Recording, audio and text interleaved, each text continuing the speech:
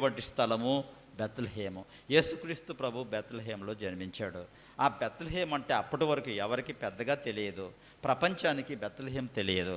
ఈనాడు ప్రపంచానికి బెత్లెహేము తెలిసినంతగా ప్రపంచంలో ఏ దేశం కానీ, ఏ గ్రామం కానీ, ఏ పట్టణం కానీ ఎవరికీ తెలియదు. ఎందుకు?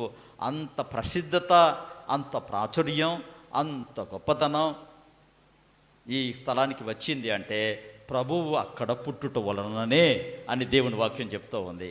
కనుక యేసుక్రీస్తు ప్రభువు ఎవరి హృదయంలో అయితే ఉంటాడో వారు ఎంతో ప్రసిద్ధి చెందినటువంటి వారు అవుతారు. ఎవరికి తెలియనటువంటి వారు ప్రభువు పుట్టుట వలన, వారి హృదయం అనే బెత్లెహేములో ప్రభువు జన్మించుట వలన వారు గొప్పవారుగా ప్రసిద్ధికి ఎక్కుతారు, గనుతికెక్కుతారు అని దేవుని వాక్యం చెప్తూ ఉంది. కనుక ప్రభువు ఎక్కడుంటాడో అదే బెత్లెహేము, అదే ఆరాధనీయమైన